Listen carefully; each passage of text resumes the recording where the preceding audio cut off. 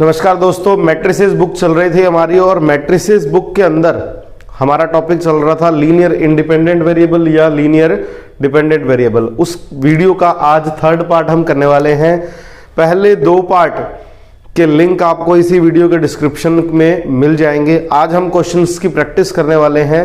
कुछ क्वेश्चन हमने पहले वाली वीडियोस में भी किए हैं, ठीक है। तो अगर आपने वो नहीं देखे हैं तो आप वो जरूर देखें। हम बढ़ते हैं नेक्स्ट क्वेश्चन की तरफ। क्वेश्चन नंबर 7 है, पेज नंबर 50 पे गोखरू नवकार की जो बुक है उसी के अकॉर्डिंग हमें इस क्वेश्चन के अंदर क्या दे रखा है, ए, बी और सी तीन मैट्रिक्स दे रखी हैं और क्वेश्चन के अंदर हमें दे रखी है मैट्रिक्स ए पार्ट के अंदर 6 3 0 8। हमें यह बताना है कि ये तीनों सदिशों के लिए ये जो मैट्रिक्स है ये एलसी है या नहीं है, यानी कि एक घात संचय है या नहीं है, लीनियर कॉम्बिनेशन है या नहीं है। तो पिछले क्वेश्चन में हमने जैसे किया था वैसे ही अब हम करेंगे। हम सबसे पहले क्या लिखेंगे, अकॉर्डिंग टू क्वेश्चन, यानी कि दिए गए क्वेश्चन के according A B B C is equal to में जो मैट्रिक्स अपने दे रखी है वो 6 3 0 8, ठीक है। अगर किन लोगों को मैट्रिक्स का ये वाला फर्स्ट मेथड आपको समझ नहीं आता है तो आप पिछली वीडियो जरूर देखें ताकि आपको अच्छे तरीके से समझ में आ जाए। यहां पे ए, बी और सी ये हमें फाइंड करने हैं। तो ए आपका एज इट इज रहेगा, कांस्टेंट वैल्यू है, अचर राशियां हैं। ए आपका कैपिटल ए सदिश है यानी कि मैट्रिक्स है। फिर बी एस अचर है और बी मैट्रिक्स लिख दिया मैंने। फिर सी अचर है और फिर सी मैट्रिक्स लिख देंगे। क्वेश्चन बहुत ही इजी है, क्वेश्चन में कोई ज्यादा टेढ़ी बात है ही नहीं। सिर्फ और सिर्फ 3 समीकरणें हमें सॉल्व करनी है। देखो इसको मैं अंदर मल्टीप्लाई करूंगा तो क्या बनेगा भाइयों, बहुत ही सिंपल बनेगा। देखो क्या बनेगा, a 2a minus a 3a यही बनेगा, प्लस क्या बनेगा 0b 2b 4b, ठीक है। फिर क्या बनेगा 4c minus 2c 0 minus 2c, ठीक है, इज इक्वल टू में क्या बन गया 6 3 0 8 ये बनेगा, ठीक है। अब इन तीनों समीकरणों से हम क्या बना लेंगे, एक समीकरण बना लेंगे a 0 और 4c, यानी कि a plus 4c, a plus 0 plus 4c बराबर कितना 6। ये समीकरण नंबर 1 बन गई। फिर इसको बनाए तो 2a plus b minus 2c क्या बन गया 3 बन गया, ठीक है। फिर minus a plus 2b plus 0 is equal to क्या बन गया 0 बन गया, ठीक है। ये आपकी समीकरण नंबर 3 बन गई। और समीकरण नंबर 4 भी बना लो लगते हाथ, 3a plus 4b minus 2c बराबर 8। दोस्तों इस तरीके से ये 4 समीकरणें बनी है हमारे पास। इन चारों समीकरणों को हमने सॉल्व करना है और एबीसी की वैल्यू निकालनी है। वो एबीसी अपने यहां पुट करेंगे, वो आपका लीनियर कॉम्बिनेशन बन जाएगा, ठीक है। हमें क्या करना है, सिर्फ एबीसी की वैल्यू निकालनी है और कुछ भी नहीं करना है। अब ध्यान से देखिए, बहुत ही सिंपल है। ए यहां से आप क्या करें, ए इस समीकरण नंबर 3 से क्या लिख सकते हैं 2b इज इक्वल टू ए लिख सकते हैं, ठीक है ना। 2b इज इक्वल टू ए लिख सकते हैं। यहां आप 2b की जगह देखो समीकरण नंबर 4 में इसको मैं ऐसे लिखूं 3a 4b को 2 इंटू 2b माइनस 2c बराबर 8 ये लिख लिया। a की जगह मैंने क्या लिखा 2b लिखा, ठीक है। 2b की जगह a लिखेंगे तो ये बेटा ये बन जाएगा 3a। समीकरण नंबर 4 की बात कर रहा हूं 3a, यहां 2b की जगह मैंने लिखा a तो ये बन गया 2a, ठीक है, माइनस 2c बराबर 8। तो ये क्या बन गया 3a और 2a 5a माइनस 2c बराबर 8। ये आपकी समीकरण नंबर 5 बन गई। इस समीकरण को, पहली समीकरण को और 5वीं समीकरण को सॉल्व कर लो, आपके पास a और c का मान आ जाएगा, ठीक है ना। पहली में भी a और c वेरिएबल है, 5वीं में भी a और c वेरिएबल हैं। दोनों को सॉल्व करते हैं समीकरण 1 व 5 से। समीकरण 1 और 5 से देखो क्या होगा, ये a प्लस 4c है, ये 5a माइनस 2c है, ठीक है। तो इसको मैं 5 से मल्टीप्लाई कर रहा हूं, फिर घटा दूंगा, 5 से गुणा कर रहा हूं इसको। समीकरण नंबर 1 को 5 से गुणा करेंगे तो 5a प्लस 5 चौके 20 c इज इक्वल टू 5 6 30, ठीक है। और यहां समीकरण नंबर 5 मैंने सेम लिखी, 5a माइनस 2c इक्वल में क्या 8, ये माइनस ये प्लस ये माइनस, ठीक है, ये कट गया, यहां बन गया 22c और यहां बन गया ये भी 22, c का मान आ गया 1, ठीक है। c का मान 1 चाहे आप इस फर्स्ट समीकरण में रख दो चाहे फिफ्थ समीकरण में रख दो, c का मान कहीं भी रख दो। c का मान मैं 5वीं समीकरण में रख रहा हूं, समीकरण 5 से, ठीक है ना, इक्वेशन नंबर 5 से। तो क्या बनेगा देखो, 5a माइनस 2c बराबर 8, 5a माइनस 2, c का मान 1, ये माइनस 2 उधर जाके प्लस का बन गया, 5a इज इक्वल टू 10 बन गया, a की वैल्यू आ गई 2, a और c आ गया। a को यहां रखेंगे तो b की वैल्यू क्या आएगी, देखो मेरे पास है 2b is equal to a, ये वैल्यू है ना मेरे पास, तो 2b is equal to 2, b की वैल्यू आ गई 1। ये a b और c की तीनों मान आप यहां रख दो, यहां रख दो a b c के तीनों मान, ठीक है ना। a b c के जो हम तीनों मान यहां रखेंगे तो क्या बनेगा, देखो बहुत ही सिंपल सी बात बनने वाली है। क्या बनने वाली है, ध्यान से देखो, a 2a प्लस b की वैल्यू 1, b और plus c is equal to में क्या बन रहा है 6308, 6308, ये हमारी समीकरण बनने वाली है। तो ये आपका क्या है, LC है, एक घात संचय है, क्या है, लीनियर कॉम्बिनेशन है, ठीक है दोस्तों।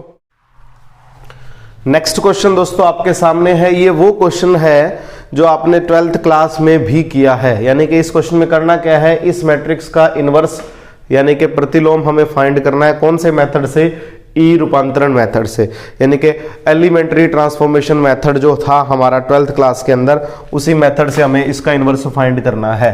तो कैसे करेंगे, देखिए सबसे पहले मैं ये लिख लूंगा a इक्वल आई ए। अब ये क्या है, किसी आइडेंटिटी मैट्रिक्स को जब अपने a मैट्रिक्स यानी कि किसी भी मैट्रिक्स से गुणा करते हैं तो वो सेम ही मैट्रिक्स बनती है। तो a आपका है जी 2 3 1 1 2 3 और 3 1 2 और इक्वल में है मेरे पास आइडेंटिटी मैट्रिक्स, मैंने आइडेंटिटी मैट्रिक्स बना लिया और यहां लिख दिया a लिख दिया, ठीक है। अब मुझे क्या करना है दोस्तों, मुझे यहां पे इस मैट्रिक्स को आइडेंटिटी बनाना है। इस मैट्रिक्स को आइडेंटिटी बनाने के लिए मैं कोई भी रो ट्रांसफॉर्मेशन करूंगा, क्या करूंगा, कोई भी रो का रूपांतरण करूंगा। ध्यान से देखिए, मैं पहले R2 और R1 को इंटरचेंज कर रहा हूं। R2 और R1 को मैं क्या कर रहा हूं, इंटरचेंज। क्यों कर रहा हूं, क्योंकि ये 1 है, मेरे को 1 ऊपर चाहिए, तो मैं 1 2 3, ये जो R2 थी मैंने इसको ऊपर लिख दिया और R1 को मैं नीचे लिख रहा हूं, ठीक है। जो इधर होगा चेंज वो ही इधर भी होगा, ध्यान रखना। तो 0 1 0 ऊपर जाएगा, 1 0 0 नीचे जाएगा, ठीक है। जो चेंज इधर कर रहे हैं वही चेंज इधर भी होगा। अब ध्यान से देखिए, मेरे को यहां 1 बन गया, मुझे यहां 0 0 बनाना है, तो मैं R2 की जगह लिख रहा हूं R2 माइनस 2 R1 और R3 की जगह मैं लिख रहा हूं R3 माइनस 3 R1। देखो जी, R1 को 2 से गुणा करके R2 में से माइनस कर रहा हूं, R2 और R3 चेंज हो रही है, R1 चेंज नहीं हो रही, R1 चेंज नहीं हो रही तो एज इट इज रहेगी। इसको 2 से गुणा करो माइनस करो, 0 बन गया। इसको 2 से गुणा करो 4, 3 माइनस 4 बन गया -1। इसको 2 से गुणा किया 6, 1 माइनस 6 यानी कि -5, ठीक है। इसको 3 से गुणा करो माइनस करो, यह बन गया 0। इसको 3 से गुणा किया 6, 1 माइनस 6 -5। इसको 3 से गुणा किया 9, 2 माइनस 9 -7, ठीक है जी, ये बन गया। अब ये सेम काम हमें यहां भी करना है, ध्यान से देखना। मैंने R2 और R3 को चेंज किया, तो R1 तो आप एज इट इज लिखोगे, ठीक है। R2 का क्या करना है, इसको 2 से गुणा करो 0, 1 माइनस 0 1, इसको 2 से गुणा करो 0 माइनस 2 0, फिर ये तो 0 ही बनेगा, ये क्या बनेगा, इसको 3 से गुणा करेंगे तो ये -3 बन गया, 1 माइनस 0 1 ही रहेगा, ठीक है जी। अब मैंने ये 2 0 बना ली, क्या कर ली मैंने, 2 जीरो बना ली। अब मुझे बाकी भी जीरो बनानी है। बाकी कैसे जीरो बनेगी, देखो इसमें से मैं माइनस कॉमन ले लूं, माइनस बार ले लेता हूं, ये 1 और 5 बन जाएगा। तो इसको 5 से गुणा करके इसको घटा देता हूं, 5 से गुणा करके ये घटा दूंगा और इसको 2 से गुणा करके ऊपर घटा दूंगा। तो ध्यान से देखिए, मैं R1 को क्या लिख रहा हूं, R1 को मैं लिख रहा हूं क्या, R1 को मैं लिख रहा हूं R1 plus 2R2, R1 plus 2R2, इसको 2 से गुणा करेंगे, जोड़ देंगे, ठीक है। और R3 को क्या लिख रहा हूं मैं, R3 माइनस 5R2, ये लिख रहा हूं R3 माइनस 5R2। इस ट्रांसफॉर्मेशन को मैं आपको यहां ऊपर करके दिखाता हूं, ठीक है। यहां ध्यान से देखना, R1 को चेंज कर रहा हूं R3 को, तो मैं R2 सेम लिख देता हूं। R2 है मेरी 0 माइनस 1 माइनस 5, ठीक है। माइनस जो कॉमन लेना था वो चाहे तो आप पहले ले लो चाहे बाद में ले लो, कोई फर्क नहीं पड़ता, हम बाद में लेंगे कॉमन, ठीक है। अब R1 को क्या लिख रहे हैं, R1 plus 2R2, R1 plus 2R2, तो ये 1 ही रहेगा। R1 plus 2R2 minus 2 plus 2 क्या बन जाएगा, 0 बन जाएगा। R1 प्लस 2R2 करेंगे तो ये बन जाएगा 10 माइनस का 3 माइनस 10 बन जाएगा माइनस 7, ये बन जाएगा 3 माइनस 10 माइनस 7, ठीक है। यहां देखते हैं R3 माइनस 5R2, ये तो 0 ही बनेगा, ये तो 0 बन गया। R3, ये रही R3 माइनस 5R2, माइनस 5 से गुणा करोगे प्लस 5 बन जाएगा, माइनस 5 प्लस 5 क्या बन जाएगा, ये 0 बन जाएगा, ठीक है। फिर क्या बनेगा, देखो R3, ये R3 है, इसको माइनस 5 से गुणा करो, minus minus plus, plus 25 minus का 7, तो माइनस का 7 प्लस का 25, ये बन गया आपका 18, ये क्या बन गया आपका 18 बन गया, क्या बन गया 18। यही सेम काम हमें इधर भी करना है। R2 मैंने रखी सेम, R2 मैंने रखी सेम। अब मैं इनको चेंज कर रहा हूं ध्यान से, R1 plus 2R2, R1 plus 2R2, तो ये बन गया 2, ठीक है। R1 प्लस 2R2, तो माइनस 4 प्लस 1, ये बन गया माइनस 3, ठीक है, ये 0 ही बनेगा, ठीक है। R3 माइनस 5R2, ये माइनस 5, तो ये बन गया माइनस 5, ठीक है। तो R3 माइनस 3 है और माइनस 5 को गणे करेंगे तो बन जाएगा ये प्लस का 10, माइनस 3 प्लस का 10, तो बन गया प्लस का 7, और ये R3 1 माइनस 0 1 ही रहेगा, ठीक है जी, ये बना अभी। अब क्या करना है, इसमें से मैं माइनस कॉमन लेता हूं, दोनों तरफ माइनस कॉमन ले लेंगे। ये माइनस कॉमन लिया मैंने, R2 में से माइनस कॉमन लिया, यानी कि ये लिख सकते हैं R2 को मैं क्या लिखूं, माइनस 1 R2, ये लिख सकते हैं, गुणा करके लिख दिया मैंने, ठीक है।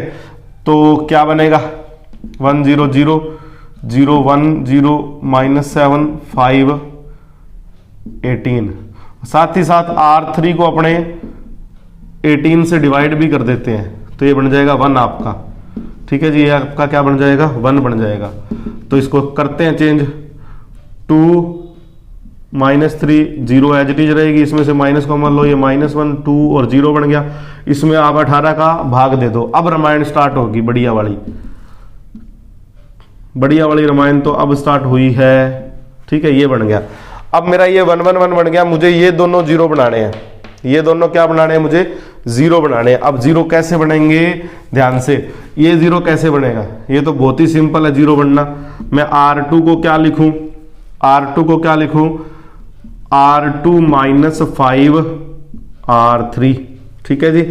R2 को क्या लिखूं, R2 माइनस 5 R3, ये लिख दूं।